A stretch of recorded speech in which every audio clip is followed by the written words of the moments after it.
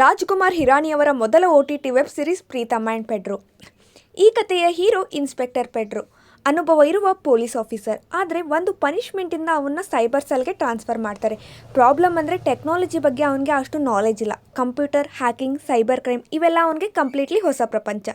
ಹೀಗೆ digital ವರ್ಲ್ಡಲ್ಲಿ adjust ಆಗೋಕ್ಕೆ ಕಷ್ಟಪಡ್ತಿರುವ Pedro unexpected ಆಗಿ ಪ್ರೀತಮ್ ಅನ್ನೋ ಒಬ್ಬ ಟ್ಯಾಲೆಂಟೆಡ್ ಇಂಜಿನಿಯರ್ನ ಮೀಟ್ ಮಾಡ್ತಾನೆ.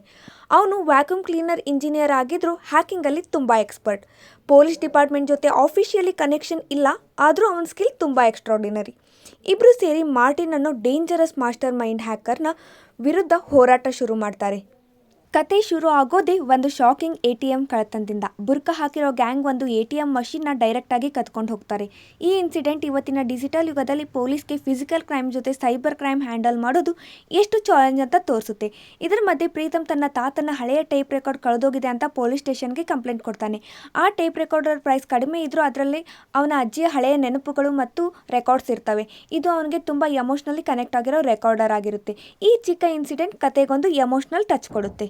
ನಂತರ ಪೆಡ್ರೋ ಮತ್ತು ಪ್ರೀತಮ್ ಇಬ್ಬರು ಸೇರಿ ATM ಕಳ್ಳತನ, ಹ್ಯಾಕಿಂಗ್, ಸೈಬರ್ ಫ್ರಾಡ್ ಮತ್ತು ಬೇರೆ ಬೇರೆ ಸೈಬರ್ ಕ್ರೈಮ್ಸ್ ಕೇಸಸ್ನ ಸಾಲ್ವ್ ಮಾಡ್ತಾರೆ. ಅವ್ರ ಫ್ರೆಂಡ್ಶಿಪ್ ಹಾಗೂ ಪರಸ್ಪರ ನಂಬಿಕೆ ದಿನ ದಿನ ಸ್ಟ್ರಾಂಗ್ ಆಗುತ್ತೆ. ಕತೆಯ ಬಿಗ್ಗೆಸ್ಟ್ ಕೇಸ್ ಶುರು ಆಗೋದೇ ಒಬ್ಬ ಮಿನಿಸ್ಟರ್ ಮಗನ ವಿನಿ ಕಿಡ್ನಾಪ್ ಆದಾಗ. ಇನ್ವೆಸ್ಟಿಗೇಷನ್ ಮಾಡ್ತಾ ಮಾಡ್ತಾ ಮಿನಿಸ್ಟರ್ ವೈಫ್ ಶ್ರದ್ಧಾ ಮೇಲೆ ಸಸ್ಪಿಷಿಯಸ್ ಬರುತ್ತೆ.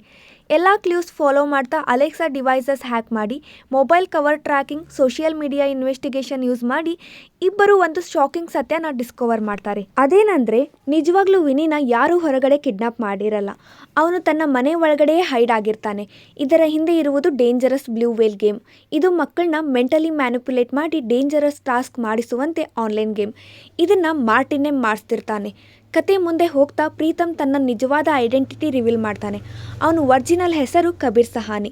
ಕಾಲೇಜ್ ಲೈಫಲ್ಲಿ ನಡೆದ ಒಂದು ಟ್ರ್ಯಾಜಿಡಿ ಮತ್ತು ಪ್ರೊಫೆಸರ್ ಜೊತೆ ಸಂಬಂಧಿಸಿದ ಇನ್ಸಿಡೆಂಟಿಂದ ಅವನ ಜೀವನ ಕಂಪ್ಲೀಟ್ಲಿ ಬದಲಾಗುತ್ತೆ. ಅದೇ ಇನ್ಸಿಡೆಂಟ್ ಮಾರ್ಟಿನ್ನ ಪಾಸ್ಟ್ ಜೊತೆ ಕನೆಕ್ಟ್ ಆಗಿರುತ್ತೆ.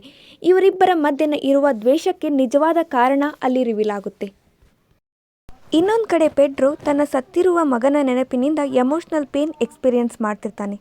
ಅವನು ಈ ಬ್ಲೂ ವೇಲ್ ಕಾರಣದಿಂದ ಸತ್ತಿರ್ತಾನೆ.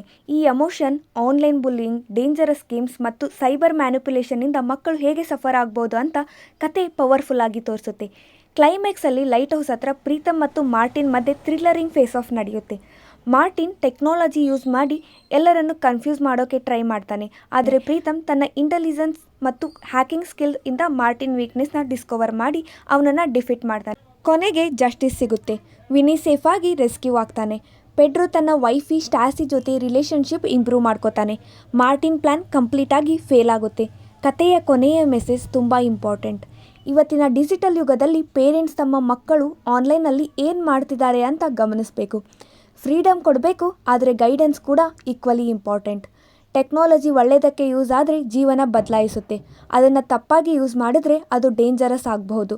ಅದೇ ಈ ವೆಬ್ ಸೀರೀಸ್ನ ಸ್ಟ್ರಾಂಗೆಸ್ಟ್ ಮೆಸೇಜ್.